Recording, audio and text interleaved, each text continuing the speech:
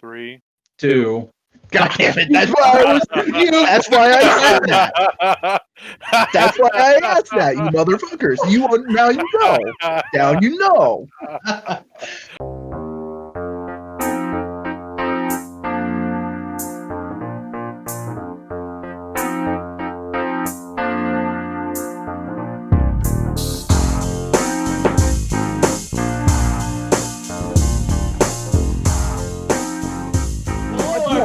Welcome to Analytical Fanboys. I am your host, the Vacuuminator. We just tried to do a bit to tie into our main topic, but clearly it failed spectacularly. Here to comment on that is my trusty co-host, the tenacious Boingo Rider. You just drove over that bit. Yep.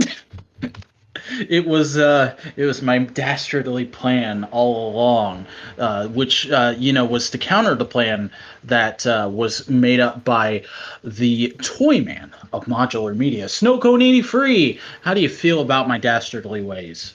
Well, you had me in the first time. That's the story of my life, buddy. That's why I've never been laid. And now we know. And knowing is half the fucking battle, bro. Oh, God. We've got a heck of a show for you this week, ladies and gentlemen. There's a very interesting episode of AEW to comment on later tonight. Apparently, everybody has just the boppinest vibes. And our main topic is an absolute classic of the animation that comes from the Nihon. So I'm very much looking forward to talking about that. But before we can do that, I need to remind you that this podcast is brought to you by Modular Media, the worker co-op of YouTubers and creative people all across the internet that the three of us comprise. If you want to support us and help us, just go ahead and give this episode of the podcast a like, maybe comment on it, help it out in the YouTube algorithm. Of course, subscribe and ring the bell in order to enable notifications and get every episode as they come out. If you want to listen to it on the go, but you don't have YouTube Premium, we've got a folder of Google Drive MP3s down in the video description. You can go there and download any episode. And, you can follow us on the social media to keep up with things. We're at the Modular Media on Twitter and r/Modular Media on Reddit. And guys, big stuff is about to happen. We are less than a month away from the first ever Modular Summit, in the midst of probably the worst year any of us have ever lived in. The three of us are going to get together and spend an entire week creating as much content as we possibly can. And I know that might sound a little scary to some people. This is something I kind of realized this week. Ooh, all these guys traveling together to get together and make content, but there's a pandemic on. Listen, we're going to be doing masks. We're going to be washing our hands. We're going to be good boys. In fact, I am such a good boy that I plan on getting a COVID test the week before. So I'll make sure everything is kosher as it possibly can be. And provided it all is, we're all going to be together. There's going to be nightly live streams. We've got the opening ceremonies. We've got Analytical Fanboys episode 100 live.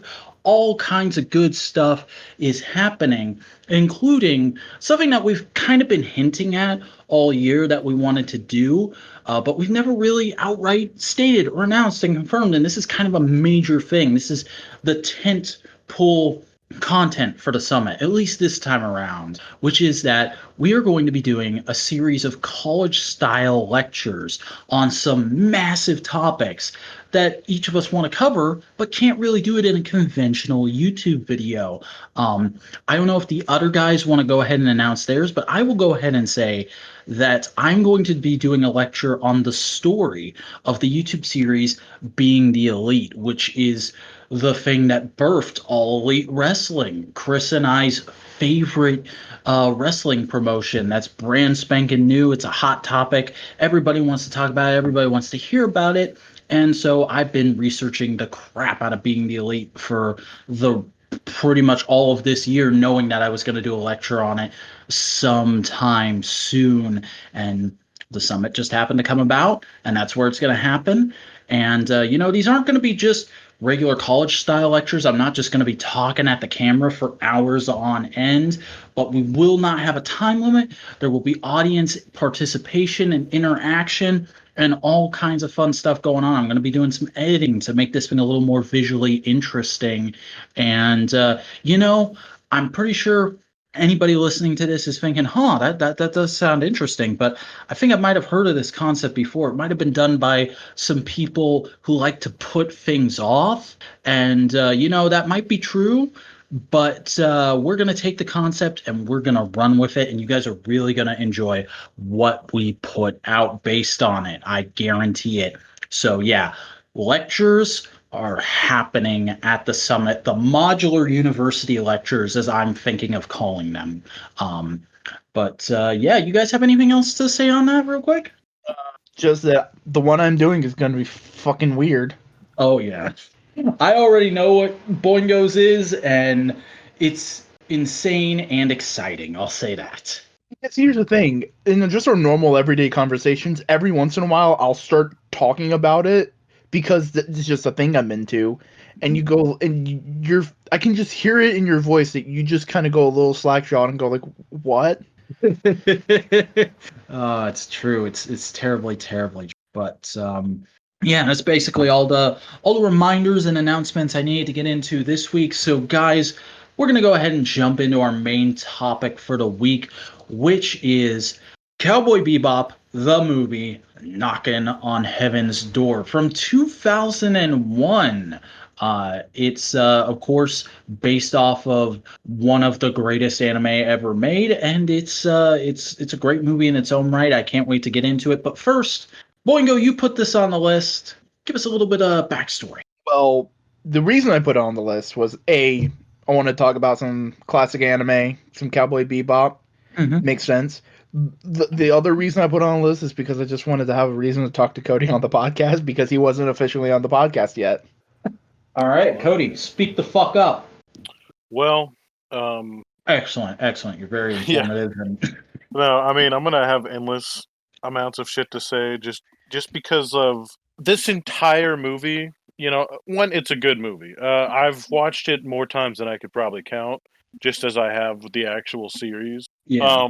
But like, there's so many tiny things that I'll talk about, and like just the overall aesthetic. And when I say aesthetic, I'm talking like full-on background. Take the characters out of it. Show me like the guns and the cars and how you did the backdrops. Dude, I took so many screen caps during this watch through. There's so many scenes that I want to go there in real life. It's just like, I want to be there. Can I be there? I guess that's the first main talking point, is this movie just has gorgeous, like, not even set design, but just like layout and design sense. It really feels like for this movie, because an interesting thing about this movie, comes out in 2001. Cowboy Bebop aired in 1998, so 3 years before this movie happens. I have to imagine at least half of one of those years was spent traveling and doing research for what they wanted this movie to look like, probably to New York at one point. We'll see.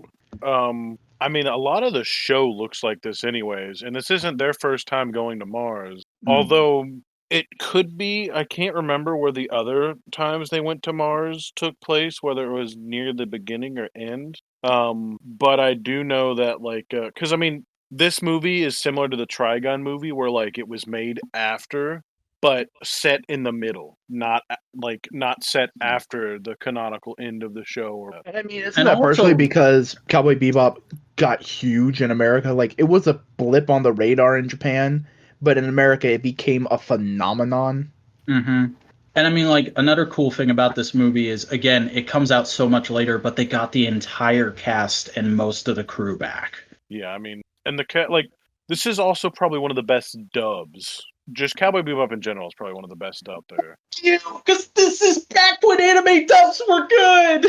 I've been waiting to talk about this ever since Chris found out I don't like modern dubs, but, like, this is when they hired voice actors that actually sound like they give a shit and weren't just playing the same character over and over again. This is when there was such a thing as a fucking performance and nuance and, oh my god, Steve Blum, why can't you always be like this? Because this is legitimately the performance of his career, in my opinion. I think a big fault in that isn't just dubbing companies are bad now. I think it's partially anime has recently really leaned on trope. Mm-hmm. Like That and production of it of bringing it over has become so streamlined that it's almost factory like at this point. like we're never gonna get another Bakano dub, Mm-hmm. which is the best anime dub. Like it is such a good dub that it surpasses the Japanese and is the only version of Bakano you should watch. Like because they had the time to do it and all that kind of stuff, and they weren't stock characters. But back to Bebop, Mm-hmm. the dub on this is fantastic. It is one of the best. It is just genuinely great. I don't know what else to say. It's just like I don't know. Like, I've not really watched. I've seen clips because everyone has of the subbed version of Bebop, but I also grew up with the dubbed version. And like Yeah. the way I originally took this series in was watching it when it was on Adult Swim late at night, crisscross in my like bed, and like lights off, tiny shitty little TV in my face, and like I was just absolved into the background. And like this a couple of Gundam series that are made around this time, but more importantly this and Ghost in the Shell standalone complex are like my literal top for like aesthetics, just like because the way they do the rain, the way they do the cities, and how congested areas are, I mean, Cowboy Mm-hmm. Bebop does everything, It like feels like such a real lived-in future, and not in just the everything's run down kind of way. because it feels like there's a lot of sci-fi properties that go like, okay, let's do the future, and they twist everything in a way that you go like, it kind of looks like humanity, but not really. In this, no, of course people are still gonna fucking wear suits. They're a pretty simple clothing item. It's not that hard. Of course, there's still gonna be old technology running about. We keep old technology running about today. and that does bring me into one of my interesting facts that I tried to come up with. So I forget the name. Let me just because I forgot the name of the fucking. Do you want help? Sorry, my thing. But I'm trying to remember the name of Phase Ship? Yeah, Phase ship. Shit, I do not remember. Because I know. I literally, I did not. Okay, so this is a weird fact about me, but I did not learn that the Bebop was called the Bebop and Spike's ship was called the Swordfish 2 until like a year after I'd seen the show. Somehow I never picked that up. But yeah, because Jets is the Hammerhead. Are they all fish? Well, let's find out. Hers is the Barracuda, I bet. I better not. The Red Tail. Ah, But it is a fish. Yeah. So yeah, I mean a Bebop isn't. it can be. So I was gonna bring that up because there's a couple of parts because like one of my favorite things about this and anime of this time is the detail in the background and the consistency. And one very good, completely unimportant, but like very self-contained within this entire movie detail would be that her ship is a type. Like her ship is a I mean, like it's similar to the swordfish with the ball, but like no, like the scene where like there's a police chase, the police cruisers are a modified, different version of the ship that she has, and they drop these little like ATVs out of them, and the ATVs deploy onto the ground, and that was neat. Oh, wow. And I then never the noticed that. yeah, kind of like that. But then whenever you see all the old clunkers taken off on the airway, which I'll talk about more when we get to that. One of the key clunkers is like a prototype version of her ship. Awesome. Yeah, and like it's little shit like that. I mean, that fucking panning shot with Spike and Jet on the beach before the third act. That's just like, look at this fucking background they reveal. It's so glorious. Oh I yeah. think a lot of that is partially because this was right before anime really started going digital. Yeah, because that was like 0203. Yeah, like the first digitally painted anime I think was 2000, but it wasn't an industry standard yet. And like at that point in time, that's watercolor. Like that's a watercolor backdrop. And like so many people had honed their craft for so long that they got to that much detail that I think we're only now just getting back to maybe 80s level of detail in anime today because the people have had the tools for that long. Mm-hmm. Because once digital coloring started happening, detail took a nosedive. Just look at any Moe blob show from the mid 2000s, like Lucky Star or Azumanga Dao. Mm-hmm. Like, not saying those shows are shit. They're important anime shows in the general scheme, but they live and die on their feel, whereas anime of this time live and died on their aesthetics. Yeah, like that's why so many anime of that time took so many. I can't remember. There's a name for it. It's a Japanese storytelling technique. Sakuga? No. Sakuga is a highly detailed animation. This is like the exact opposite. It's taking a second from the story and breathing in the world so you have that feeling of where you are.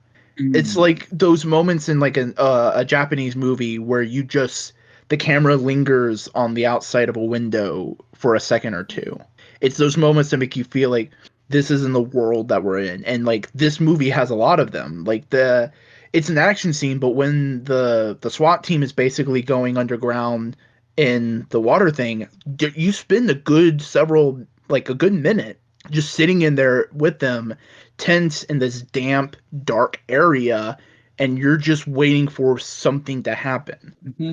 And that's one of the best things about Bebop, because like I love that this movie takes place in the middle of the story, but it also feels like it could take place pretty much anywhere in the story except like after the penultimate episode, because that's the amazing thing about Cowboy Bebop is it manages to have this feel of just, I don't know, in and out ofness in most episodes, except for like the ones that really focus on Spike's backstory. All of them are kind of like you can jump in and out of this as you please, and it always. I'm sorry. Episodic. The word is episodic. Yeah, it's one of the most episodic anime ever, and it always has this sort of comfy. You're just living in and experiencing this world feel, and this movie takes that feel and just cranks it up a few notches. It does still have like for the show, there is still some consistency. Because, like, I don't ever have a problem with episodic stuff, but I prefer more, like, continuation to my media. That's fair. But, do what? Serialized. Yeah, but... One goes out here like, listen, motherfuckers, there are terms. I have a dictionary in my head. I'm gonna fucking use it. But this series, outside of the movie and inside of the movie, has things and callbacks and, like, that's how it works better, you know. I'm pretty much, I don't like episodic media when like they exist aside each other, but like there's a reset at the end of it, like except for Aqua Teen Hunger Force, because that is literally like the top of the line, because like they die at the end of almost every single fucking episode. So you don't like Star Trek or Power Rangers, basically? I mean, I don't tend to watch either. But like I get what you're saying. Like you want the story that you watch to mean more than just, okay, that was 30 minutes. Yeah, because with Cowboy Bebop, just like you see in this, like each episode's kind of like a slice of life. Not that it's a slice of life anime, but like it's a window into that day or like that current time going on. But like some media is just like, here's this thing spread out over this amount of time, and like it's one story, and like this tells a few stories. It's more realistic. Also, Cowboy Bebop is a slice of life anime. Sounds like the title of Boingo's next video. I mean, technically it is. There's a lot of weird like. But he's not got it. But here's the thing. Technically, the thing about Cowboy Bebop is I think plot-wise, it is very episodic. Like every episode has a new plot. I think emotion and character-wise, it is heavily serialized because you can see the character change per episode. Like they'll go on a new adventure and it's completely new and random, but like they're still the same character that they were from the last episode, and the things that happened in the last episode still affect them. If that makes sense. Also, like I've been just Google imaging around for Cowboy Bebop stuff while we're talking. Did you guys know that the main three American voice actors make a cameo in the opening of the movie? Like that's a blurry ass image, but there you go. Okay, that's fucking dope. I didn't realize. I love that opening though. Yeah, there's all these, that's one thing I fucking love about this movie, all the little montages of just like shit happening around the city as our characters are doing something. Oh, it's so good. It really helps with that feeling of getting into the world. Oh my god, Jet is a really cool character. Yeah. Genuinely, I think briefly on Jet, we'll talk more about characters later. I love his character design just because I love jumpsuit kind of like mechanic-y stuff, but it's sci-fi version of it. That's one of my favorite like little aesthetics. Jet's probably one of my top favorite. Well, Ever since I was a kid. your haircut's based off of his. Yeah, like literally, like my favorite character. Like I must have known I was gonna be bald or something. Like I must have just accepted it or something like that. Because as a kid, like my favorite Dragon Ball characters and Dragon Ball Z characters were Nappa and Krillin and T. And I was like, these are the coolest for some reason. Don't know why. Love them. Cody, is Triple H your favorite wrestler? No, it's probably Steve Austin. Because as I've said before, Stone Cold Steve Austin is the redneck Superman. Yes. Yeah. But no, like he's one of my, like, Jet Black is one of my favorite characters. Period.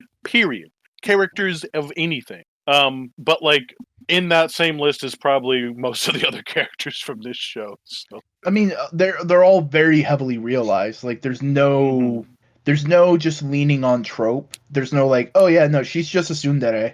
Like, Faye looks like such a manufactured anime character, but she has so much depth and development over the series, and that performance is so perfect in each individual episode that she feels like a real person. Like, you can just experience one episode of Cowboy Bebop, and as long as Faye gets a fair amount of focus, you get Faye as a person. You're like, I can see myself talking to that person. You can see yourself talking to any of the main characters. Honestly, even Ein, boy. Honestly. Well, Ein's just a good dog. Yeah, good boy. Good cyber dog.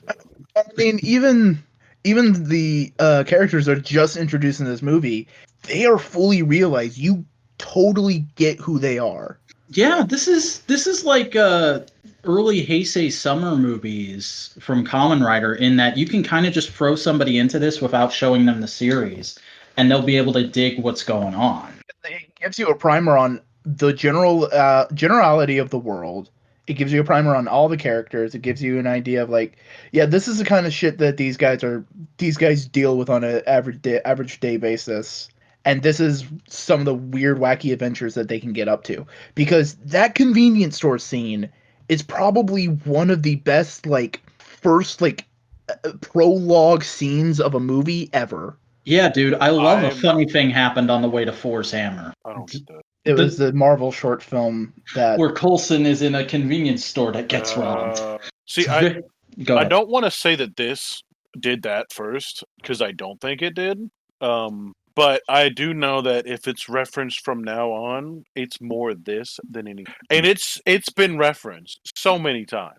Like, God, like, and more so in this than you get in the regular show. Do you get like the Bruce Lee fighting style of Spike Spiegel?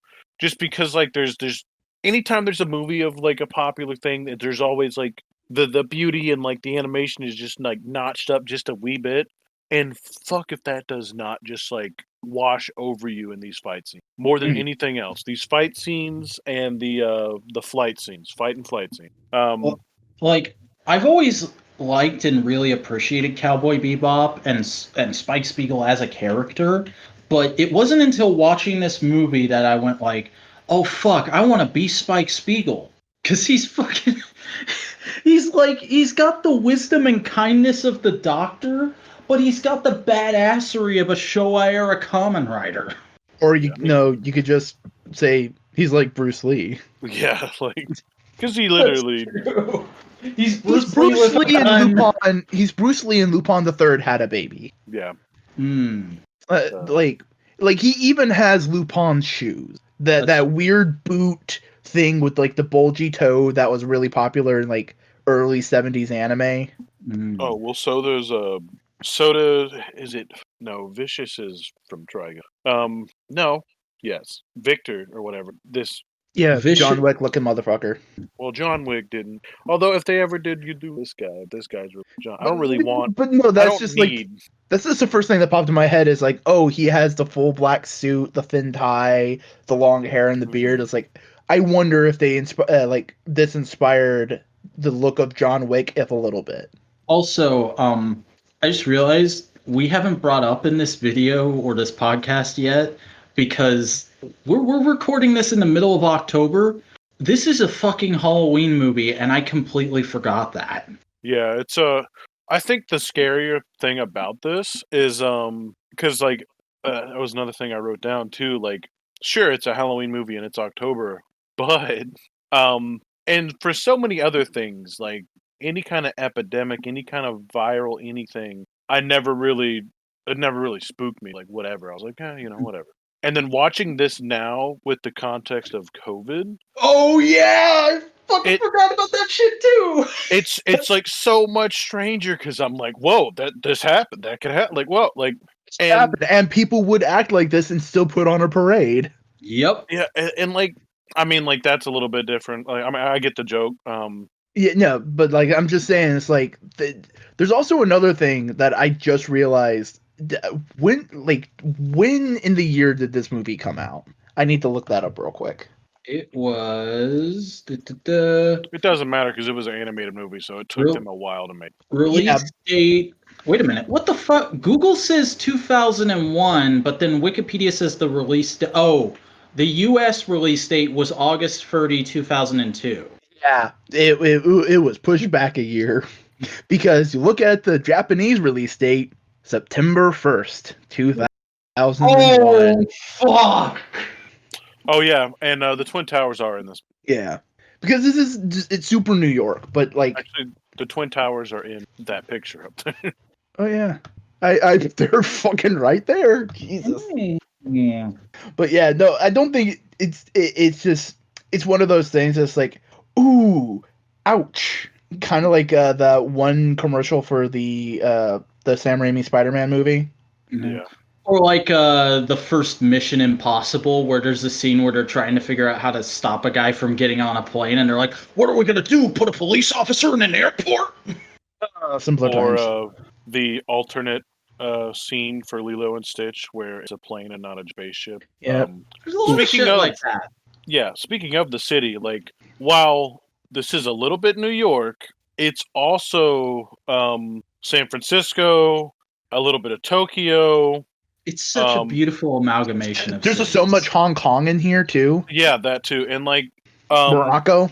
Like yeah, oh my god, that's like I probably, said, I'm sure the animators traveled and like took photo reference for this film. I know Watanabe does that a lot for a lot of his work. Like he did that. I'm pretty sure he did that for his recent one. It's the one with the two girls and they sing. Yeah, the one with the two girls and they sang. Fuck off. I keep up with anime news. It was pretty big at the time. You probably saw the clip of like the three women with mustaches singing like "fuck you." Dude, I don't know. Is it Japan Sinks 2020? I'm Carol and Tuesday. Yeah, that title does not ring a bell. I'm trying to. Carol and Tuesday wholly takes place in New York. He did the Animatrix, dude. Of course he did the Animatrix. Also, He did Samurai Champloo. This shot in particular, from one of the montages of Jet walking in front of or Spike walking in front of a bunch of T-shirts, feels very LA to me. Yeah, for sure. Like the T-shirts, yeah, but also it's like a backdrop of like Queens. That's Queen. Like that's a borough of New York. Mm. And that's Also, crazy. I love how so many punk people were just in the movie. The taxi driver, that dude. Mm-hmm. But what are you about to say, Codes? Oh no, I was gonna try to bring up the doctor. He talks. The Middle Eastern dude. Oh, that's something we need to talk about with this movie real quick. And it's kind of a problem with Cowboy Bebop in general, just because of the time and the culture it was made in. Not the best portrayal of Native Americans. No, it does mysticize them a lot. Yeah, and I mean it's not the best, but at the same time, it is called Cowboy Bebop, and that's something media. So like, while it's not great, it's also it fits properly, but I don't know. Watching it right now just kind of makes you win. Shitty pair of pants that fit good, it's still a shitty pair of pants. But like, I mean, anime's always had it's had a bad time trying to figure out how to represent people other than white and Japanese people. Like they know how to do Japanese people, like they know how to do white people. Anybody else? Fuck if they know. I mean, like, I feel like other than that, like, this is still a ridiculously, like, Oh yeah, no, like all the Middle diverse, Eastern, like, all the city. Middle Eastern areas is like, I don't think it does kind of play into the like the mystery of the bazaar kind of thing, but like, God, that shot with those fans, and they're all animated, oscillating at different speeds. That had me drool. Sorry, that was in the collage Snowcone just posted in the chat. I'm trying to find there was a long shot of them being on the steps with the doctor, and you see it pan up, and you see the rest of the city and other areas that they have been throughout, like, and it does a ridiculously good job of. Oh no, it was actually, but because like that's the thing, like in this area, like it feels like they're literally traveling all over the world, which they're not, but like. Fuck, it's pretty the way. it's like going to New York and going to Chinatown. Yeah, like that's what they made it feel like. But like even like the texture of the building, you could tell the buildings were built out of something different, and like you could tell that they had been there a while, which is always cool to me about this because like they do that in the show as well, and like stuff like that, you accept, but like also you're thinking like this is on Mars. Mars has been colonized and been there for a long time for this to be going on, like, and I honestly do think this is kind of the way we're gonna go I mean, like, cease to exist, which could also happen, but like I feel like if we get to that point, it's still gonna be like this. Like we're gonna have shit laying around that's I think with the creation of the information digital age, where essentially fashion and design trends are wholly cyclical, I think we're pretty much in a holding pattern for how things typically look now. yeah, like I don't think we're ever gonna like get cars that look like they're made in the year 3030. Like we'll have cars, but they're not all gonna look like that. They're not all gonna be like Teslas and shit like that driving around because there's always gonna be a want and need for other shit.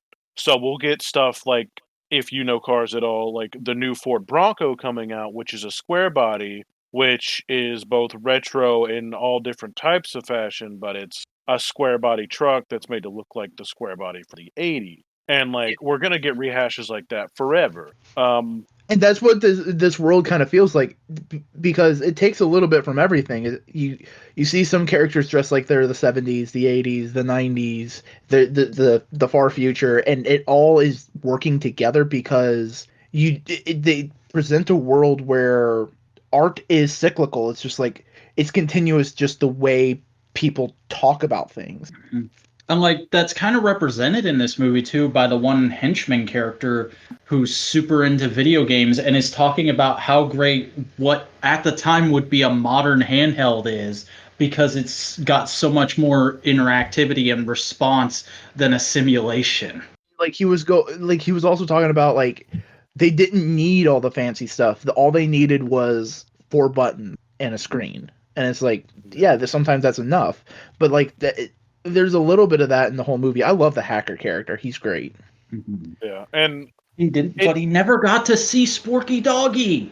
I will say you could still tell that this was made at the height of like flip phone, cell phone things, because like if it was made now, it'd probably be more cyberpunk is. But also, like flip phones stayed popular in Japan way longer than they did over here. Like flip phones were still being commonly depicted in Japanese media into the late 2010s. Like still technically, flip phones are still a stable market in Japan. Yeah. Because social media still hasn't taken off over there. It's no. Social media has. It's just flip phones actually kept up with the trends. Okay, I thought they were still on blogs. No. Twitter is probably more popular in Japan than it is anywhere else. Wow. Because here's the thing, with the Japanese language, it's heavily contextualized. So what would take an English sentence like 20 syllables to say, 20 characters or whatever, in Japanese you can do it in like 5. Oh shit. So like you can say so much more in a tweet in Japanese than you could ever say in English. That explains why I see Japanese people tweeting about the Power Rangers Lightning Collection all the time. Twitter in Japan is really effing popular. Right, so this has the shot I was talking about. Oh yeah, this one. Absolutely stunning.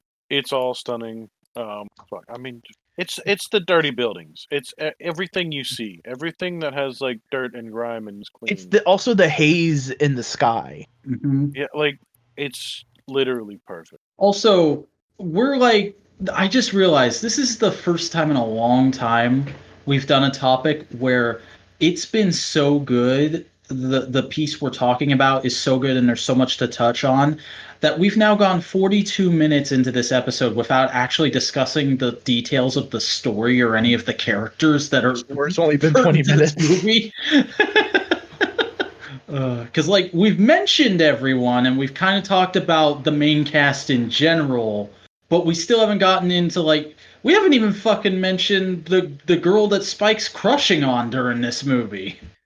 Yeah. That iconic line, "I love the kind of woman who can kick my ass," which I quote all the time now. I'm not even joking with that. I started a new job recently and one of my coworkers asked me what my type was and I just said that. Perfect. Oh, I just looked back at my note. I mentioned something about the life stew remark that the beginning bad guys in the convenience store, and then I also put Fred Durst because the guy who comes out of the bathroom it's Fred Durst. It's a dude from Limp Bizkit. He did it all for the cookies. But yeah, like I don't know, this character, like fuck, I think Victor, not Victor, the side character, Vincent. It's something with a V. Let's see. Shit, Vincent Valajou and Electra Ovilio. Electra. She's called fucking Electra. Voiced by Jennifer Hale.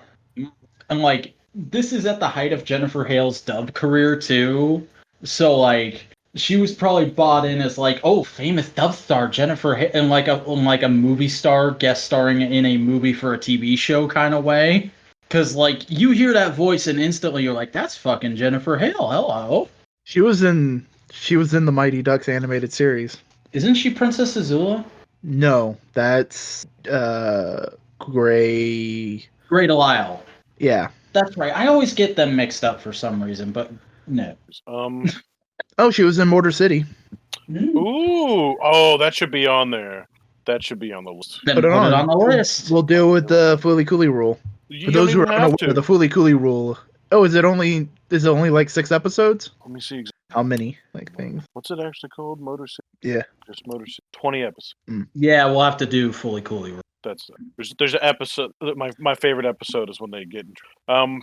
Anyways, back to this. I don't know. Like, whenever she's shown at the beginning, I noticed that it's kind of like pretty much I don't know. They kind of never really make her out to be like a good guy for say, because like one thing that this made me realize, which is like a concept that we don't have to get too much into, but like they call her lieutenant, and I was like, like cool, military, and then I realized I was like, this is a military made by a corporation, paramilitary. Yeah, but I mean, well, no, like it's the recognized Mars militant force, but it's still like made by a corporation, and it's on like a different planet, and it just made me realize that like the whole concept of like the military that like I'm doing what I really is kind of like not necessarily what it is. Yeah, because they say all the time in this movie that like the Martian government is super corrupt now, which I take to mean that like at one point it was a legit government and now this corporation owns it. But like it's just I don't know. I mean, that definitely adds to like her character. You're presented this shady corporation, but then there's this person. But like at the same time, the Bebop crew is also not like trident as far as. Jet's a good guy. He tries to be a good guy. Yeah, I mean, Jet's a former policeman. Yeah, I mean, and there's a scene in this movie where he says he left the force because he realized it was corrupt. That fucking scene, I love that fucking drive-in. I want to go there one day. Oh my god, yeah. I don't know how some of the cars got up there, but yeah, I do. This is Like, a crane or some shit. It's just, dude, it's a parking garage. There's a thing in the back. Maybe, but some of them were spaceships. Because the hammerhead was sitting next to that guy's car. Then they go in from the top and then reverse. Yeah. But It's just fucking... it's an idea that you makes you go like, yeah, no, of course something like that would exist in a world where like spaceships can just land and go anywhere. Yeah, of course you could just go like drive-in theater would totally make sense, especially in a world that's much more travel orientated like America was in the 50s. Also, like, fucking... oh, God, I just completely brain farted and lost my point. Damn it. Well, to try to re-rail the derailed thought, I'll talk a little bit about the Amtrak or Amway or train, whatever, that they have a little scene on. Monorail. The monorail thing. Because, like, parts of that monorail are shot, and it's meant to be, like, a direct copy of the... I mean, it's flipped upside down, a direct copy. I don't know what part. It's all over Grand Theft Auto for it. But, the station is, like, 50s as fuck. Like, 40s, 50s as fuck. Because of, like, the green railing. But I'm gonna just keep on harping. Shit's just, like... So, oh, shit, I just remember my point. Can I... fucking... Choo-choo. Are you kidding me? Nobody let me talk for like 10 minutes. Alright, fuck you. No, like, so, this movie is beautiful in so many goddamn ways. It's just, like, even the segments where you're seeing Edward's computer, seeing them hacking everything up, it's just great. It looks like, yeah, no, that's recognizably a computer, but it is a future computer. If we want to try to talk more about the story, so I wrote it down so I wouldn't forget it again. Good. So like 5 minutes ago, Cody, you were talking about how like there's shades of gray to all the characters, and I was just gonna say that in the way Cowboy Bebop is played, the crew of the Bebop are heroes, even though they have a morally gray job, and so within the context of that, Elektra is basically a femme fatale for Spike in this movie in kind of a Catwomanish way. That was the point I was trying to make. That's fair. One of the taglines on the HSB was, they're going to save the world, but not for... So that does kind of tie right into what you were saying. But, I feel like this show's always good at making relatable or semi-relatable or just outright despicable characters. And one thing I really liked was Victor, right? Yes. Vincent. He's whenever he's talking to Faye, he says the fan service scene. Oh yeah, I'm not a fan of that part, but whenever he's talking about him on Titan, he says, "I slept and I felt that I was awake. I moved through the world and felt that I was dreaming." And just thinking about that concept and looking at like a city and looking at how some of these people exist and just how like that's kind of also like a direct comparison to like Spike Spiegel's entire character arc through the entire actual show. Just because I think it's like the last episode, he says something along the lines of like Faye's asking him, why are you just gonna go like kill yourself essentially? And he's like, I'm not going there to die. I'm going there to find out if I'm actually alive. I don't know, like that shit's like not real for everyone, I guess, but like it seems like some of the most like realist and like fuckiest, for lack of a better understanding of what I'm trying to say. Yeah, like, Cowboy Bebop is kind of all about drunkenly depressed thinking. Yeah, it's a heightened noir version of depression. And by the way, just to roll it back real quick, because I still to this day cannot tell. Boingo, do you think that fan service scene is or isn't diegetic? It depends. Like, here's the thing. I didn't notice that there was a fan service scene. And like, I'm Weeb Master General here. I can pick up on that shit. It felt more like, we're gonna tie her up. This is how we're gonna tie her up. This is gonna kind of how this be. And we kind of showing some shit. It's fine, whatever. I mean, it's a little bit rapey, but not really. Oh no! Yeah, but you're also dealing with the bad guy. It's Yeah. 1,000% rapey. It's not like a little bit. He does kiss her. And I mean, technically, there is a large overtone of date rape drug there. That's true. And literally outside of that, while she's asleep, he does inject her with his own blood. Which Oh fuck! I didn't think about it that way. yeah, so like there's that too. And I don't want to say that like it's an overt like symbolism thing, but like when she's getting out of the situation and she gets back to her car, she's covering herself up some more. So it may be a hint that like He does kiss her. and I mean, technically, there is a large overtone of date rape drug there. And literally outside of that, while she's asleep, he does inject her with his own blood. Which Oh fuck! I didn't think about it that way. yeah, so like there's that too. And I don't want to say that like it's an overt like symbolism thing, but like when she's getting out of the situation and she gets back to her car, she's covering herself up some more. So it may be a hint that like this guy isn't on the up and up. He may be sounding all dramatic and tragic, but he's still kind of an asshole. Yeah. And I mean, like, sorry, go ahead. I was gonna say, like, he is losing his mind. That's why he doesn't remember Elektra. He's like completely fucking psycho. Whether that be his choice or, I mean, it's still his choice. His brain's been fucking rotted. Not trying to defend him. That is the context presented in this. There's a reason for his actions. It does not justify his actions. No. It's still murder. Yes. I'm a real big fan of how he shoots Spike and how he chooses not to, like, he immediately sees Spike as a challenge, you know, like someone to compliment. I mean, hey, you have a snazzy suit, I have a snazzy suit. There's got to be a connection shoes. here. I love clunky ass anime boots. Those are some like that's like Lupin the Third. This I'm pretty sure Cyborg 009 had them as well. Yeah, I think I already put it on the list. Metropolis. Oh yeah, It's just like every character. Basically, Ishinomori, Tezuka, that kind of general way they drew boots, phenomenal. I mean, yeah. I will say one of my favorite parts: Ein's marching around with the jack-o'-lantern. Absolutely fucking. You mean Ed? No, Ein. Ein did it too. Yeah. I've forgotten that. I love that little montage, though. There's one bit in it that is, I don't know. Yeah, I'm okay with it, but like with the Okama. Oh, the dude in lingerie.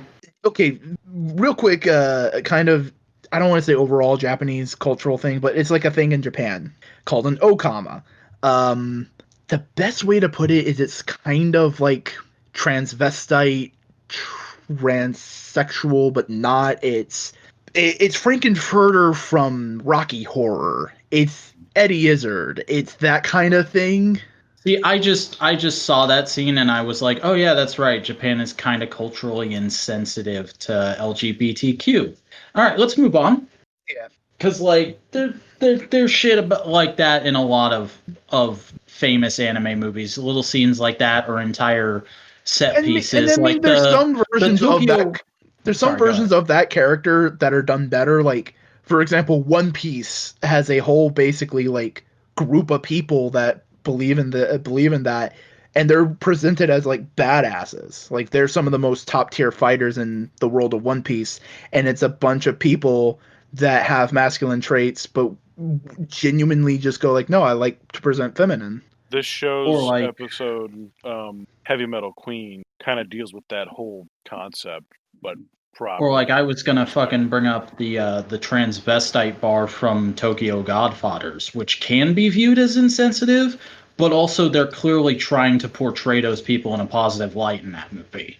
Sum it up, trans issues in Japan is weird, and some versions of it are better than others. Mm-hmm. But we still haven't talked about the fucking plot of the movie. Terrorism. It exists. Bioterrorism is scary. Governments are corrupt. Companies are corrupt. I think they're the same. 80 people died at the initial explosion, and like far more than that died in like other areas. Yeah, that news reporter lady was wearing a hazmat suit. Yeah, and they kind of just like say it as like, here's a thing that's not that serious. But like, no, like that's fucking crazy. That's a shit ton of people. And then immediately they flip over to the bounty hunting show, and they're just like making light of it like crazy. Right. If anybody has any hints, we'll give you a T-shirt. Super real. Also, one crazy thing is they said, because I wrote it down too, because it like stood out to me. They're like, to the 3 million bounty hunters in this system. Like, holy fuck. Mm-hmm. That's pretty wild to me. I don't know. I feel like more could have been done with that, but it probably would have been overdone since they have done it in the original show anyways. Where like you might have seen Bull also hunting it because like this guy gets in the main character. If And I then, had a also because- stand, it would be Cowboy Andy. I mean, it's also that like these 3-4 characters are the only ones that have any kind of lead. Yeah, true.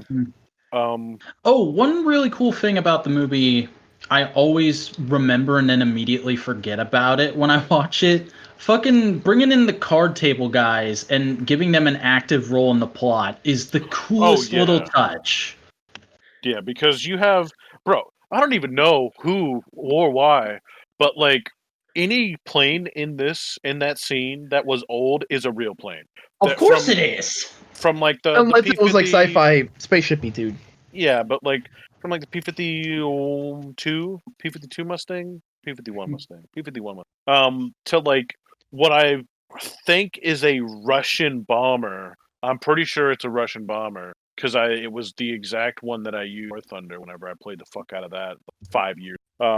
Like there, and then like they have biplanes and shit like that, and like crop dusters. It's fucking. That's why I like this shit. That's why I like it because like they do everything right and it all exists within the same universe. And it's like all of those planes raise really fun questions like how did these planes get to Mars? Who brought them to Mars? For what purpose? Yeah, I mean, I don't know, but like to me, that question doesn't like I don't really have that question just because like that one episode whenever I don't think it's Mars their time. That might have been the other time they were on the Mars. But wherever Spike's trying to repair his shit and they also repair like the fucking like 90s era space shuttle. But like there's always going to be some sort of collector somewhere trying to rebuild these things. Well, yeah, that's what I meant. It's not like these are all in the museum. I didn't even think they could work. Yeah, which is funny, and it's also crazy because like some of them are like straight up like falling. Make sure to animate a guy parachuting out of every single one of them. Well, yeah, and they also do that with like the crazy military jets that look like they're from The Incredibles, which didn't happen yet. But the military jets, like right before they explode, like you see the dudes just like fucking shotgun out of them every time, which is fine. It's fine. Yeah, it makes sense. I'm just it's detail. It's good. No, so this is just a great movie to just pour over the details. Yeah, because like, go ahead.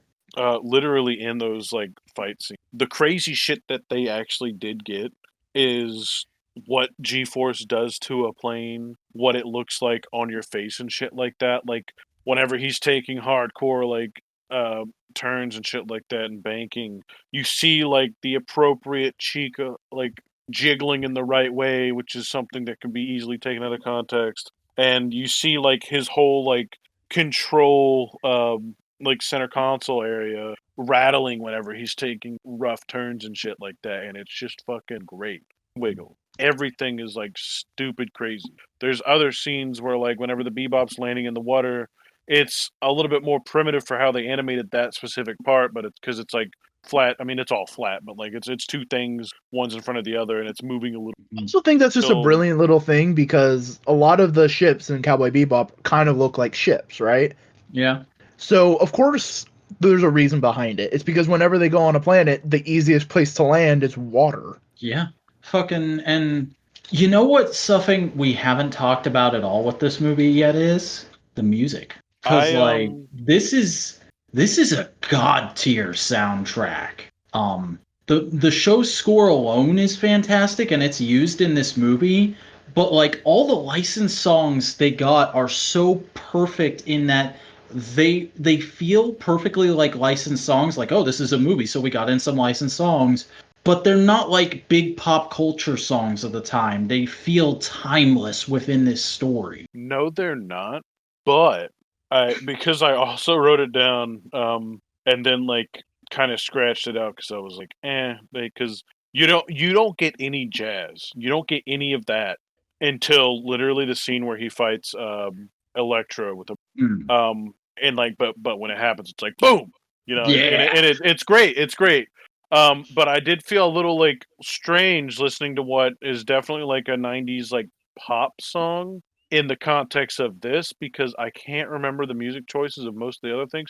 Most of it's like Western shit. Some of it's like jazz and whatnot, and some of it's more modern. Are you talking about the scene where Faye's in her ship at the beginning and there's that song playing? Kinda. There was like another song after that. Because like I loved that scene. I was like, this is so perfect. I loved it. Listen to that kind of music. I just don't know if I agree that it fit as perfect. I do love the song. Here's the great thing that we've kind of also been talking about for this whole podcast. You can easily justify that song being used in this movie as, well, Faye's in her ship. She was listening to an oldies station. Yeah, but still, like for the show, it's still fine. Do we want to talk about the character of sick, vicious, ludicrous Victor? We've talked about him quite a bit, but yeah, he's fascinating. He's a great design. He also just looks like every guy who thinks he looks like Spike Spiegel. Well, yeah, we haven't talked about like him. We talked about what he looks like, but like his ideals and shit like that. I mean, like, yeah, he's like crazy, but I mean, I don't know. Like, it's super self-motivated. Like his whole plot. I'd say like it does like.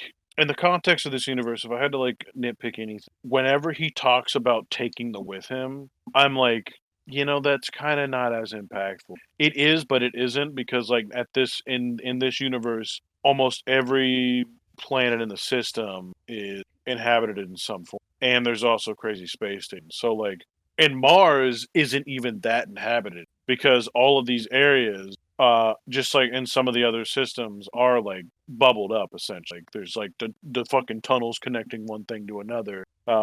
So like, I mean, they're all kind of like literally the perfect way.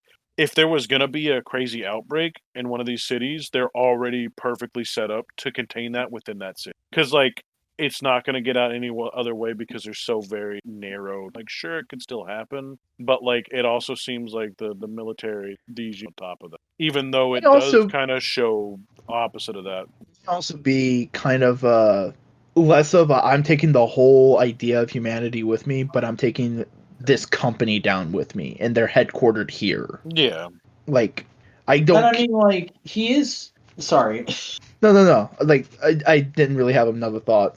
I was just going to say, he is repeatedly stated to be literally insane. So it might be that, like, this might be reaching, but he could be kind of a parody of this sort of villain before this sort of villain was even really that popular, of just like, well, this dude's fucking insane, but he's trying to spout all these philosophical ideas and sound like a cool badass, but in reality, he's only going to put a dent in humanity.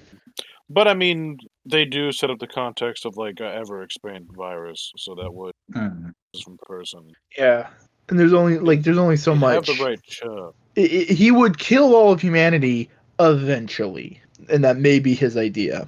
Sure. God, it's almost 2 hours. Well, that's the thing about Cowboy Bebop, is it's so good and breezy. You just get through it. It's a very highly paced film. Like, even the slow bits don't feel like they're slow in as in there's nothing happening. They feel like they're slow as in they're deliberate. Again, like the scene in the drive-in, like, it is a slower scene. It is calm, but it doesn't feel like it's nothing happening. It feels like there's a deliberate point to the dialogue. There's a deliberate point to the movie they're watching, because it's all about like sacrifice and goodwill and justice and that kind of thing. And so, yeah, I like it. It's good.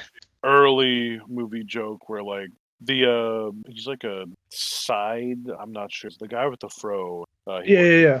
He sneezes. Yeah, he sneezes, and like the way that like the doctor and the other guy like look at him is just so funny, and it's also very rhymes, because like that's where I go. Allergies. It's also the scene where like Faye comes back into the Bebop, and they're going like, "Oh, what happened?" And it's like, "Oh, no, I ran into a fucking explosion. It was fucking crazy. And they're going like, "Are you talking about that explosion?" She's like, "Yeah."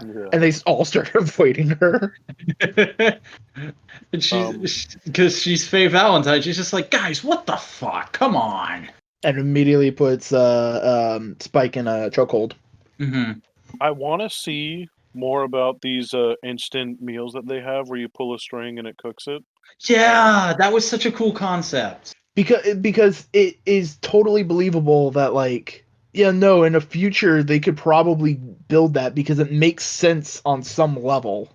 Because all a cup of noodles is boiling hot water and you put it in the thing. Man, anime food looks really good. Even the shitty anime food looks really good.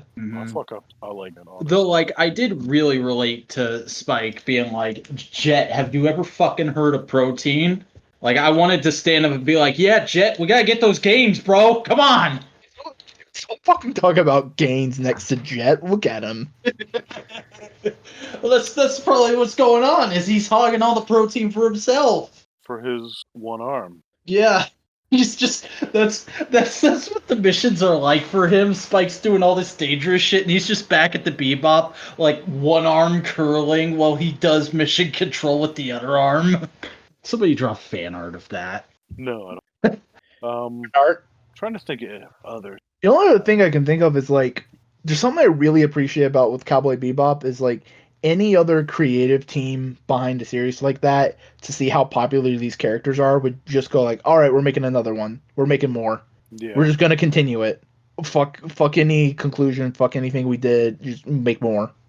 Well, hey, we did get something else in this universe. What else? What was that? Space Dandy. Yeah.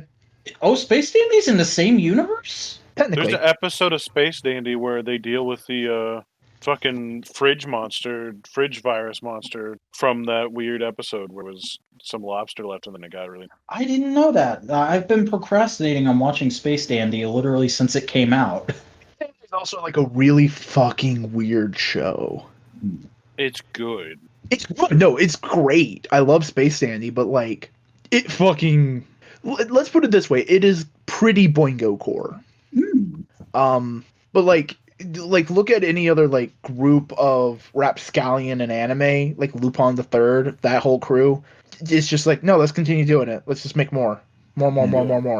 Like any other, if Cowboy Bebop was in anybody else's hands, we'd be on the 6th version of Cowboy Bebop and with like 13 movies. Yeah, we've been watching Cowboy Bebop XXL Super Drive this year. But at the same time, if it was in anybody else's hands, it wouldn't have such real depressing tone. And that's why the show is exactly what it has, because of the narrative. That's what I'm saying. Like, it's a great thing.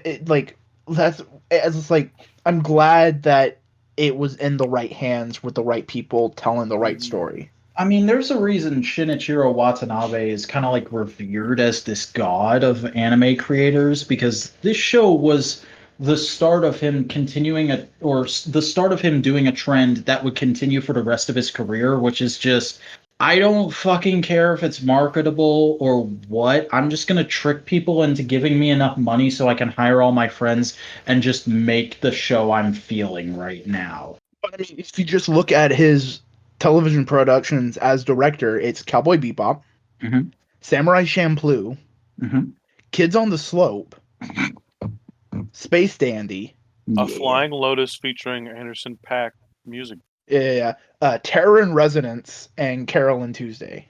I've never seen... Kids on the Slope is another series about jazz, but it's about, like, it's a coming-of-age story. Is that the one that's, like, set in the 40s and has gay overtones? Yes, but it's also, like, a straight romance, I think. Huh. It's themes of male friendship and subtextual homoeroticism. Male friendship with big quotation marks. Macross Plus. Critics explored Kids on the Slope depiction of Catholicism in Japan. Oh, he did. He did my favorite fucking Gundam series at the beginning, where I was like, the specific aesthetic. Yeah, fucking 0083 Stardust Memory. Nice. I was gonna say that the guns that the police use look a lot like the guns that they use in 0083, but yeah, probably they're fucking just the same guns. I mean, he also worked on Macross and Mellowlink, which is the spinoff of Votoms. Like he's done a lot of big shit in a great way, but like it is I don't want to say it's a limit. It's a selective body of work. He's writing the anime. He also worked on Eureka 7. Ooh, I really like that shit. And he was the music producer for the Woman Called Fujiko Mine Lupin the Third movie. Ooh, people love that film. And unit director for the ED on Death Parade. What about art? All right, guys, we're starting to wonder. I'm wondering what else Shinichiro he's Watanabe working. is great. That's what we're trying to get at. He is a good boy who makes hella good shit.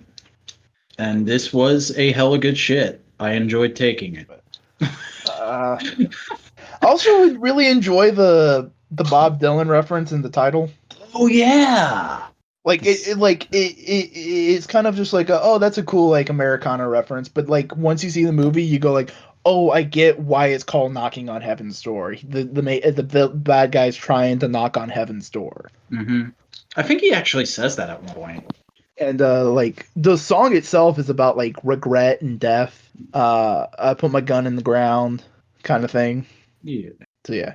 But yeah, I think we've said about all we can say on this movie. So do you guys want to find out what we're going to talk about next week? Hell yeah. Sure. All right, I will spin that wheel. I did not put Modular. We can talk about it, like we can put it on after this. God damn it, Chris.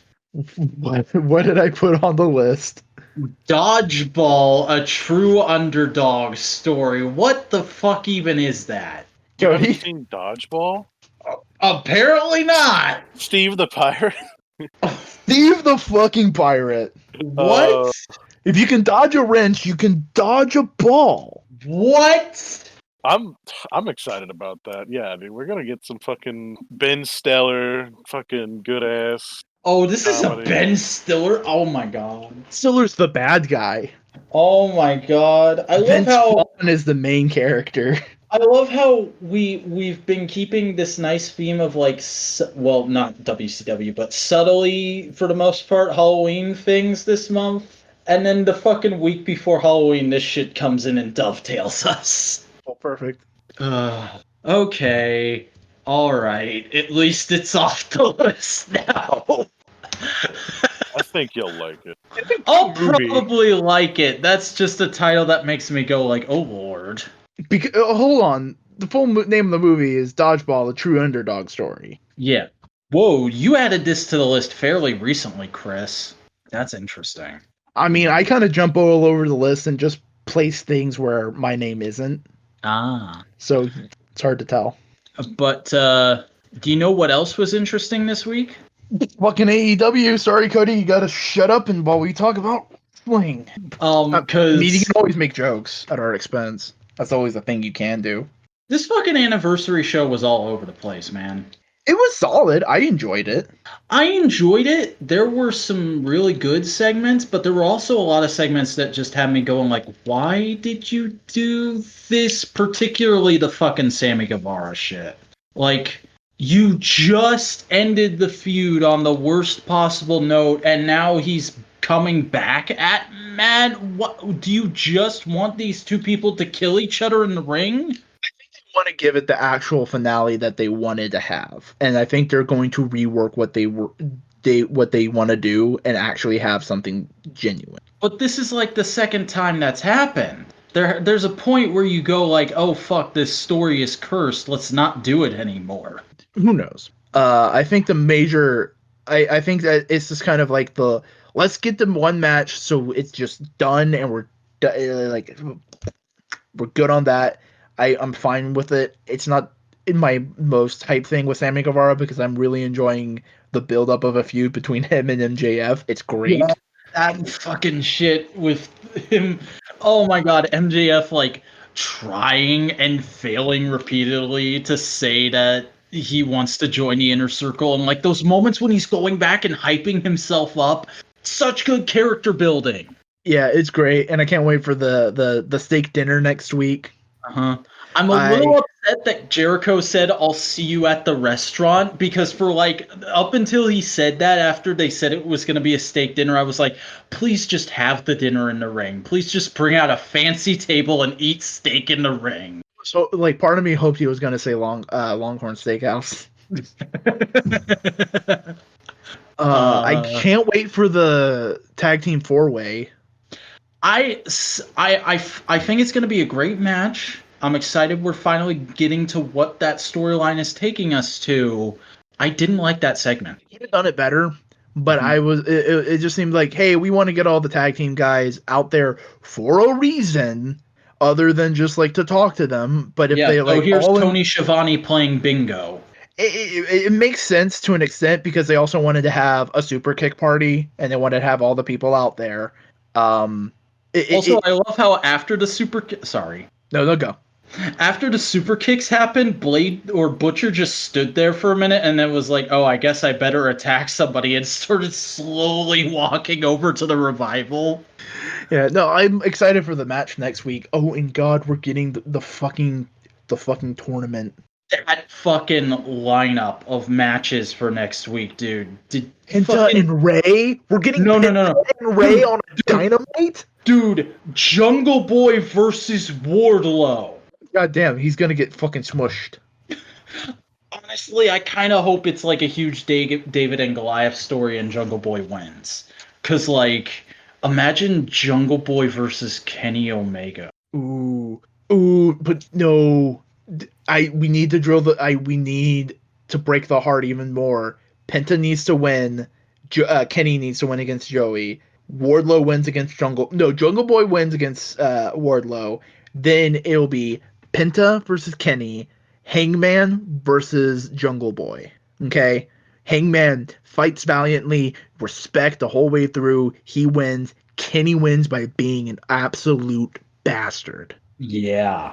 And then it's Kenny Omega versus Hangman Page at Full Gear.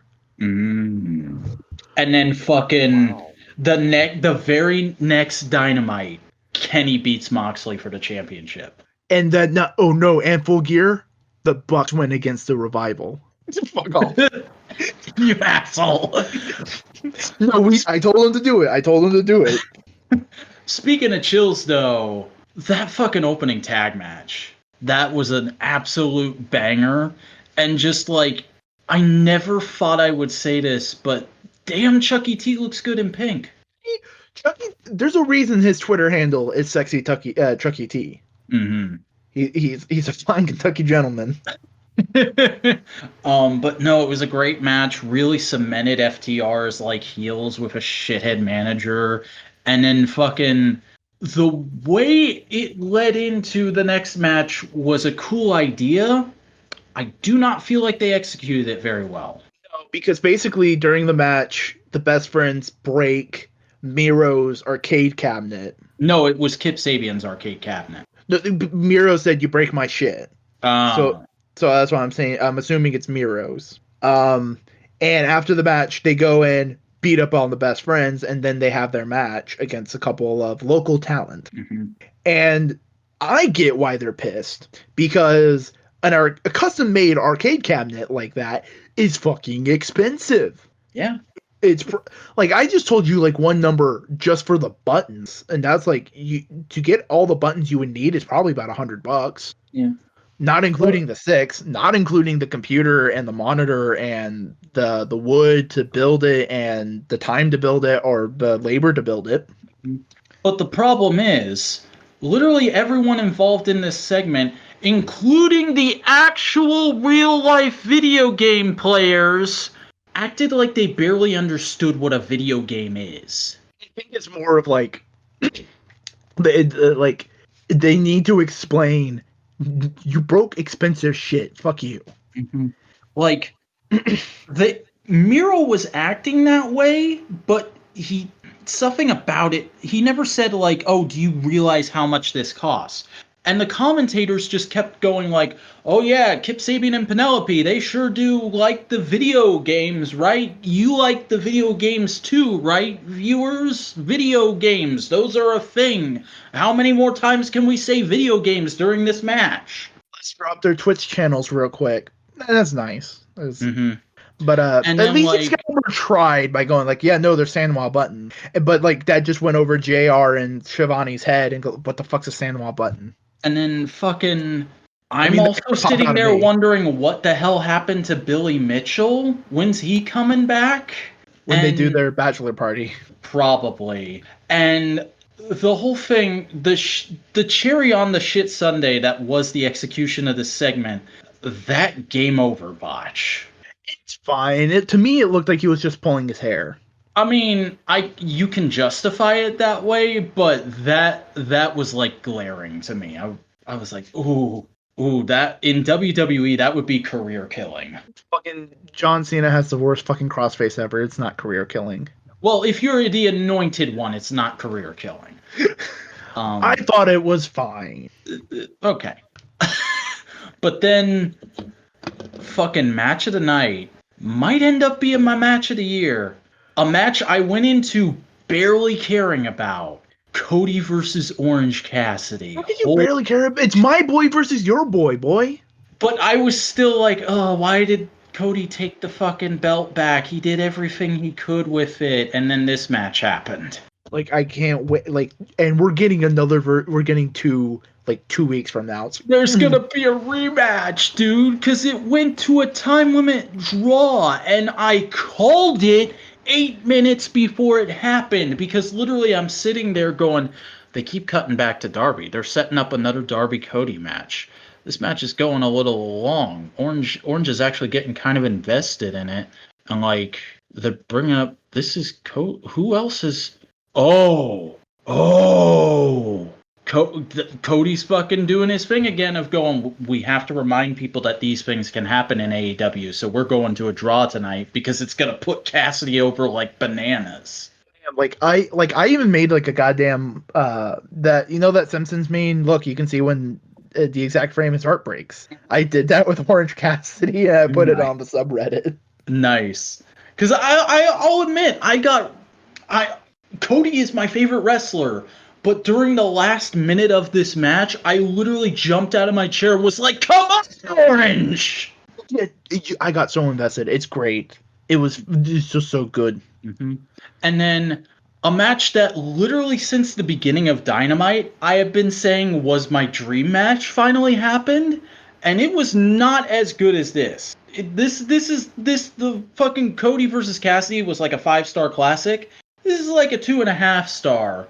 But it was a really good 2.5 star. Sheeta versus Swole for the title, man! It definitely feels like there was so much left in the tank and they were leaving it there. Like, they know that there's more to come. This can be a long ass program. Cause like this was like maybe a 15-minute match, but it was a 15-minute match with so much character and so much just like, I am the strongest and bravest girl. You are the strongest and most badass girl. We are evenly matched, and this is a problem. Like, I got shades of Hogan and Warrior at WrestleMania 6 from this. I can't wait to see more of them. Mm-hmm. But also, we have the main event, which was Moxley versus the Murder Hawk. And it was okay. I enjoyed it. I thought it was great. I enjoyed it too, but I felt like it, compared to all the other stuff on the card, it felt like it fell flat, especially in comparison to its own build. Like, I watched that Road 2 episode, and I was like, oh god, their hype package department has finally arrived, because this is like WWE quality shit. I am so ready for this show. And then this match happens, and it's good, but it doesn't feel like a banger, like, oh yeah, I love Moxley. Moxley's the best champ ever kind of a match. It's just like, all right, this is another notch on his belt. Oh, Eddie's cutting a promo now. Oh, this Eddie promo is way better than that match was. I get what the match was going for, because it was it wasn't meant to be a wrestling match. It was meant to be we're just gonna fucking batter each other to the extent we can without going super hardcore. Yeah. And I mean, like, they did build it very well on the show, too, because I loved that segment early on when Lance Archer is just beating the fuck out of Moxley backstage, and Jake the Snake is going, will you just help me get my fucking vest on, dude? I also love the new addition to Lance Archer's entrance with the glass pane, and he just throws a person through it. Yeah. That It's was great. great. And then Tony Schiavone got ribbed. That's a thing that happened. Yeah, they waxed his chest. That's I was like, okay, this segment is good. I do think it's funny, but also it's very obvious that they just shot this so they could have a little fun with Tony. And like later on the post show on the YouTube channel, he was like, "Yeah, I didn't know the chest waxing scene was. I didn't know they were filming me during that. I thought we were just goofing around backstage. And then when it aired, I was kind of freaked out." Yeah, I can get that. Mm-hmm. But Tony's also the king of ribs, so Yeah, it's all fair and all's fun kind of a thing. I don't think he was like mad. but yeah, that was AEW. I can't wait for next week. I am very excited about next week. I'll give it that. That's steak dinner. Those that fucking tournament. And I think are we getting all of round 1 next week? I think so. God damn, that's the whole night. I think the whole night is just going to be that, the dinner, and probably that tag team 4-way. That's a stacked card, bro. All right, but I think it's time to go to the weekly vibe. Yeah, Snowcone, you said you had a pretty banging one before we started recording, so give me some shit. All right. So this past Thursday, my best friend Tate had invited me over for dinner because she mainly wanted. I mean, we haven't hung out in like 3 months, but she mainly wanted me to see like the place she's living in, because she's been moving several times throughout Gainesville. And she was like, "Well, you might like the place. There's gonna be a spot available soon. Blah blah. Meet the people." So pretty much, I mean, the entire day was fantastic. Made shepherd's pie.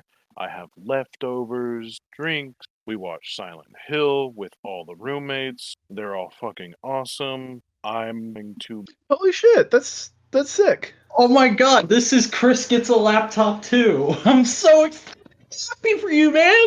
Dude, so, like, for the time being, I'm going to be commuting because it's still like an hour, but it's still I'm going to be driving an hour there and back every time I go to work for a little while until I find something better because I can care about this job here, but I make more than enough money to like make that worth it to literally still be paying rent there because it's only $360 for everything. Is podcast scheduling going to be a problem for you with that commute?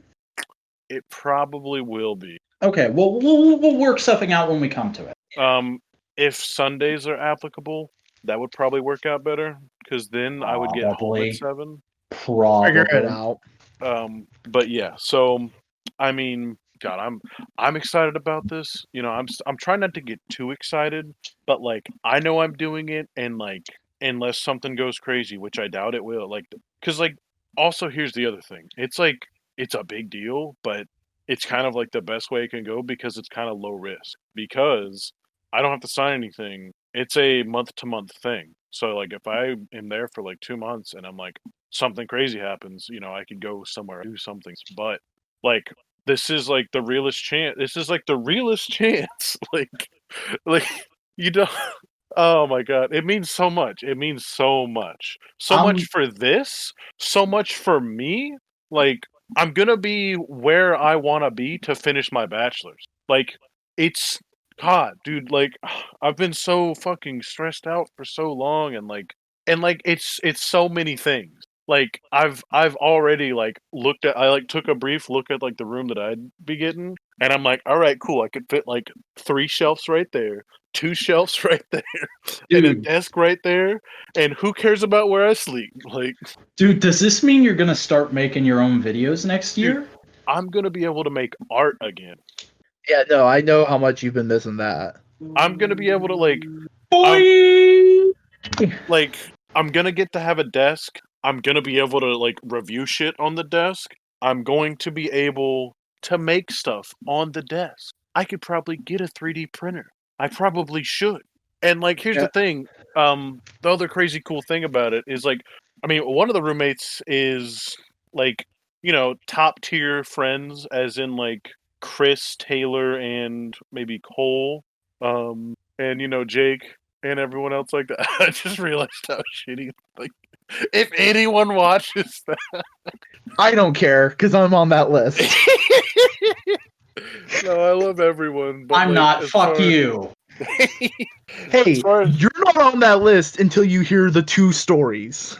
Right, which is Am I gonna hear them at the summit? absolutely Hell yeah. not on live stream. Hell yeah.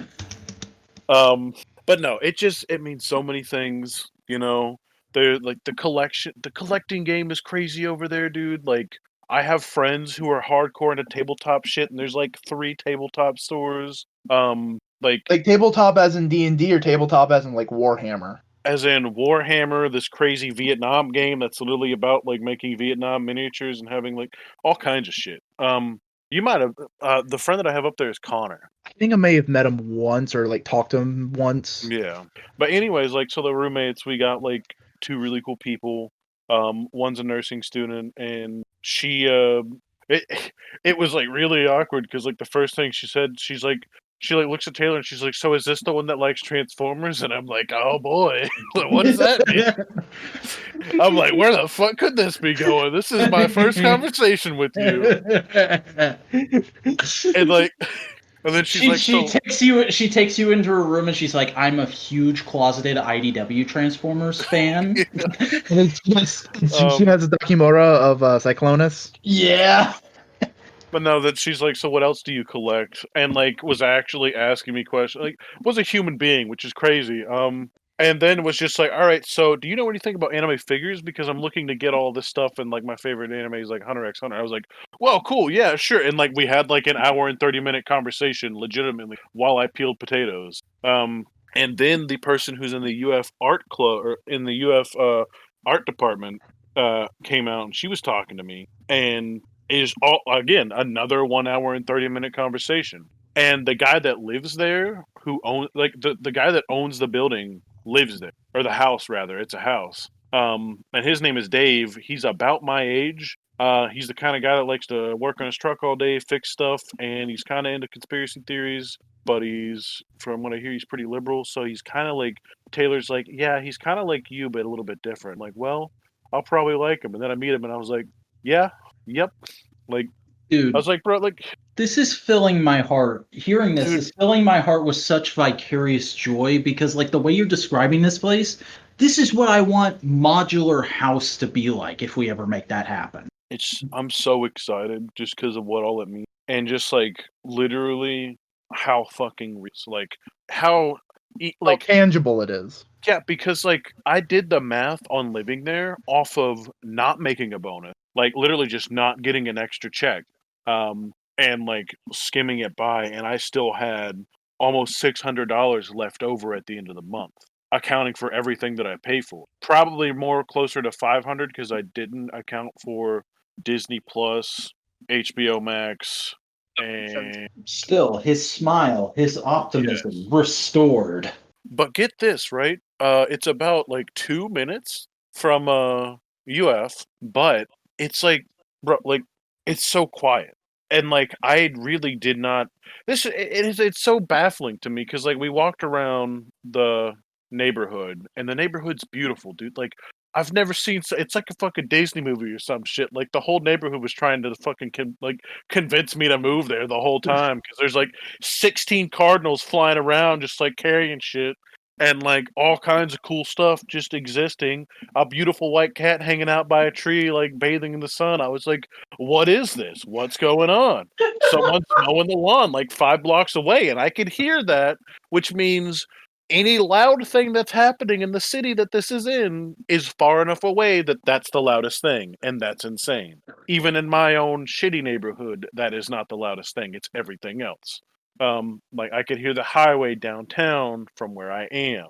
And it's crazy because like everyone likes to be peaceful, they're clean, there's kitties, the kitties are adorable. Oh my god. Actually, let me slap a photo up real quick of one of the cats. I do promise this is a cat. Here you go. Just hanging out.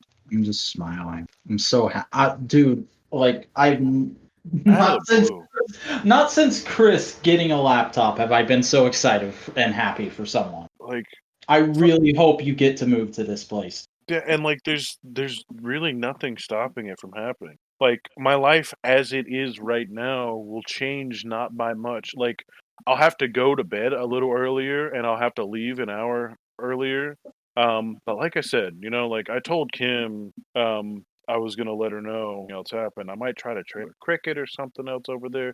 There's so many fucking jobs in Gainesville. Like, I'll definitely be able to find something that pays equal or more. But like just honestly, like it's just crazy. Cause like I've been fucking busting my ass trying to find something, trying to leave in some form to like try to reclaim some part of like that life back. Cause like getting a job was one thing, getting a car was a little bit of independence. I still haven't seen like the glimmer of whatever that was how I felt whenever I was in school for like a constant run of shit and constantly doing things. It's gonna be all kinds of emotional just to like get my collection up. Stuff like that. Like being able to display things doesn't seem that important, but when I have like attached it so directly to like my feel module in the brain chip that I have, like it kind of sucks when I'm just constantly putting things in boxes. Like, oh yes, I bought all these things. Back in the box you go. Straight in the box you go. As soon as I open this, put you in the box. Take you out of this box, put you in this box. All of my classified series are in a box together, just hanging out. Like it's gonna be something. I'm gonna have peace. Dude, for as long as I have known you two, there have been 4 constant questions in my head, and those have been, how the fuck are we gonna get Chris a better computer? How the fuck are we gonna get Cody in a better house? How the fuck am I gonna pay off my debt? And how the fuck are we all gonna get together and start making content? Literally all of those questions are being answered right now in very happy, positive ways. Like, I haven't been bragging about it because, like, the last time I did that, I totally fucked up a week later and spent a ton of money on my credit card. But I've been making steady and good progress on paying off my credit card debt. So for the last few months. And I'm really happy and proud of myself about that. And Chris has got his laptop. You've got a place lined up. We're going to be fucking hanging out a month from now.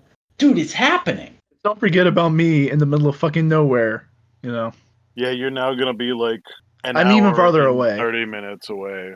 Yeah. Well, that just means I have to put a new question on the list, which is, how the fuck am I going to move to Florida and get an apartment for me and Chris? Chris is next. Damn, dude. I mean, I need a car and a job first. Oh no, I meant you're next in the vibe. No, I'm fucking. I'm next in the what? In the vibes. It's your turn. Oh, yeah. I mean, how do you follow that, dude? Yeah, nothing is exciting. I've just been playing some video games. Bayonetta, Quake Champions. Awesome. How was Quake Champion? It's fun. Like, a lot of people were saying, like, oh, it's harder to get into a match because there's not a ton of players. It's like, I play for like an hour in the quick play, like not the ranked, because I'm nowhere near good enough to ever play ranked. And like I was getting a match every 1 minute. So like it'd be like a 10-minute match, wait a minute, 10-minute match. Is there anything else to that, or should I just go? I mean, got a couple new free games. That's about it. Okay. So yeah. All right. Well, I have been steadily working my way through Kamen Rider Go, as it is properly pronounced, I'm told. And I'm like right at the start of the third act, so I figured this would be a good time to check in and start talking about it again, because we did that spoiler cast on the first episode way back when with Jake, and then like I think an episode or two before we actually brought Cody in, I said that I was starting to watch it again. But like now I'm 3/3 of the way through, and yeah, this is a pretty solid show. Like, it's not Gokaiger. It's not the Gokaiger of Kamen Rider, which I think is what people were expecting it to be. But it's a pretty solid anniversary show. And it takes like the decade concept of this is just a party show of us celebrating that Kamen Rider has made it this far. And it cranks it up a little bit by doing more direct homages and bringing back a ton of old characters. Like, I just got to the Blade episode 2-part throwback, and that was really exciting to me because Blade is like the newest writer show I've finished that's pre-Geo. So, and this is like 16 years after Blade, and Blade ends on a really bittersweet note. So they brought back 3 of the main cast, and they gave the show a happy ending 16 years later, which was just such a great thing to do. Especially because one of the actors they got back was an 8-year-old little girl in the show in Blade when it happened in 2004, and it's like, how is she even still acting? And I looked it up, and like there was an interview with her around the time the show aired, and she was like, somebody asked her like, why did you come back to Kamen Rider after all these years? You were just in that show. You never did any like specials or comebacks till now. And she was like, well, I was never asked till now, and Blade basically paid for my college, so I felt like I owed it. And I'm like, that's adorable. And there's been some really cool little story things too, like they're playing around with some fun time travel concepts because the show's mainly about past writers, but because they can't just have a new past writer show up every week, they brought in an alternate version of a character from a different timeline. Because Cody, you don't notice, the plot of the show is that the main writer is supposedly like a despotic overlord in the future, and the secondary writer and the female protagonist have come back in time to try and get him to not be that.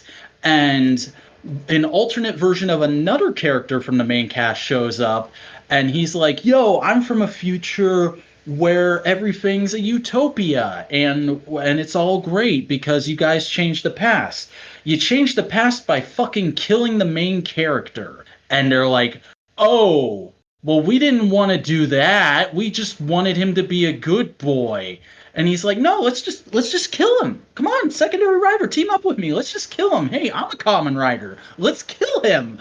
And they're like, no, we're just gonna back away from you very slowly. And there's this whole arc of him going to the future of his timeline and bringing in all these writers that are Sentai actors playing writers from the future.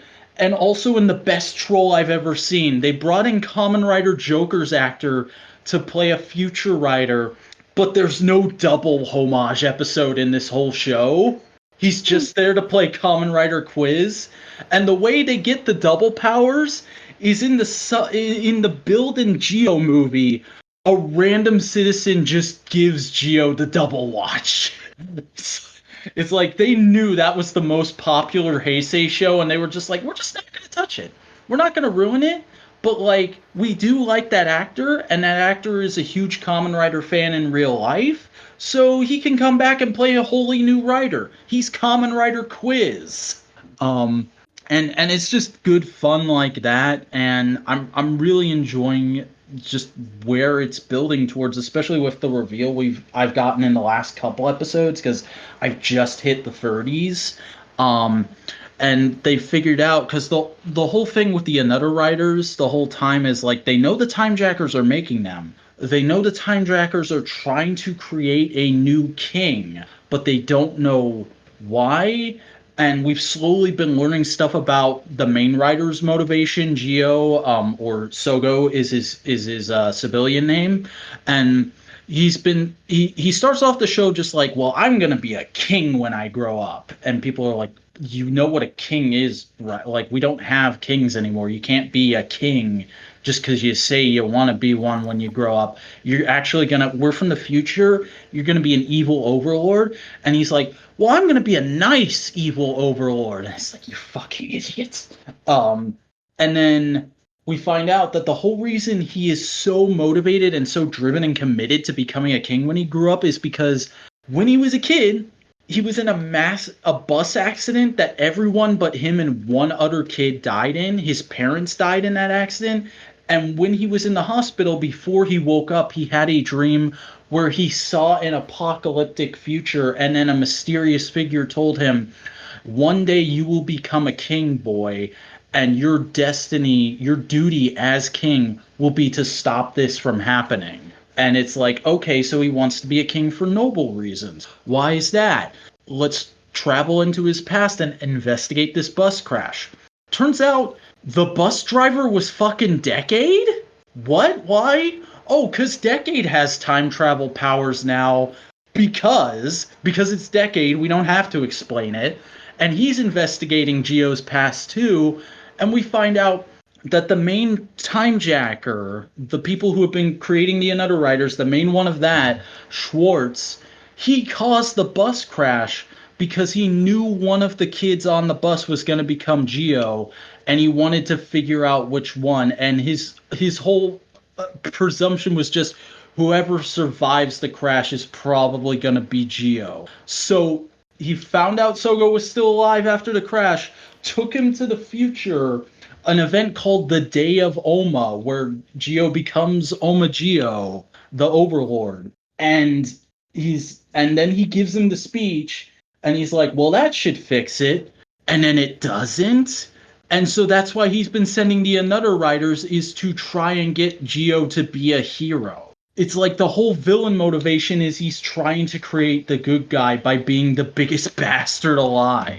I kind of love it.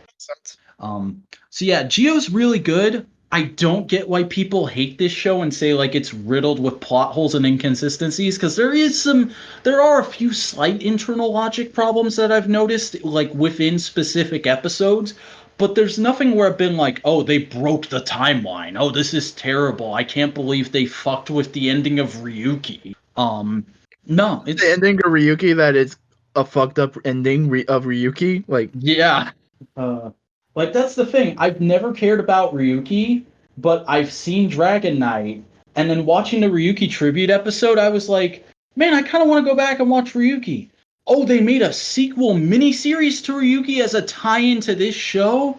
Okay, the next writer show I'm watching is Ryuki, and then I'm watching the miniseries. Like, that's gotta happen now. So, like, it's doing its job as an anniversary show in the same way that Go Kaiger did for me, of making me go, oh, this is a really cool story in and of itself, but also I kind of want to experience all this history they're talking about for myself. So, yeah, Geo is hashtag good shit. I don't care what anybody says. Let's see if my opinion holds up in the next 20 episodes, because that's how much is left. But yeah, I wanted to talk about that because that's how I've been starting my days. Is I get up, and while I'm eating breakfast, I watch Geo before I go to work. How many episodes are usually in a common? About 50, because it airs almost every week for a whole year. Yeah, it can tend to be like 48. It's about the right around the region. Mm-hmm. I mean, shows in Japan in general are either like 25 episodes or 52 episodes, depending on the type of show it is. They tend to work in seasons, so it's like 12, 24. They never really do 3, and then a full year. Mm-hmm. But yeah, I think that's all I had to say. So, Cody, go ahead, plug all your shit. Well, my Twitch is Snowcone83. I restreamed for a little while The Survivalists, which is a spin-off from The Escapist. It's a very pleasant game. I'll probably stream that a few more times just because I've been jamming on it. Never_robot is my Instagram. And that's probably all that's important for the time being. Snowcone83 on almost everything else. And also... Nice. Boingo, plug all your shit. Howdy, I'm Boingo Rider. I do YouTube videos. You can find me at Boingo Rider, probably is the link in the description, or if not, you can always search in the YouTubes. I also stream on Twitch at Boingo Rider. In fact, I typically do Saturday nights. That's the secured schedule right now, as far as I'm aware. I'm on streams after the show till he falls asleep. I stream on wrong word. I have an Instagram, Boingo_Rider. Same thing on Twitter, but fuck Twitter. And I think that's about it. Oh, you can join my Discord server. Links in the description. I am the Vacuuminator, your modular king of the content ring. I make YouTube videos of all kinds over on youtube.com/thevacuuminator. You can check out my action figure photography on Instagram at _Vacuuminator. And I am on Twitter at the Vacuuminator, although I only get on it like one night a week and do like a 30-minute burst of just talking about something that's on my mind or promoting something I've just posted. So, bleh. But hey, Modular Media is the place you're listening to this podcast right now, right here on YouTube. So go ahead and subscribe to us. Ring the bell in order to enable notifications so you can get every episode of Analytical Fanboys as it comes out in your sub box. Go ahead and follow us on Twitter for updates on the show as it's coming out and being made and all that fun stuff. It's at The Modular Media. And you can join our subreddit for the same purpose, r/Modular Media. And, that's going to do it for this week's episode of Analytical Fanboys. So we'll see you next week when we're going to be talking about Dodgeball. E. Hey. Yeah. Why are you Shocker Combat, man?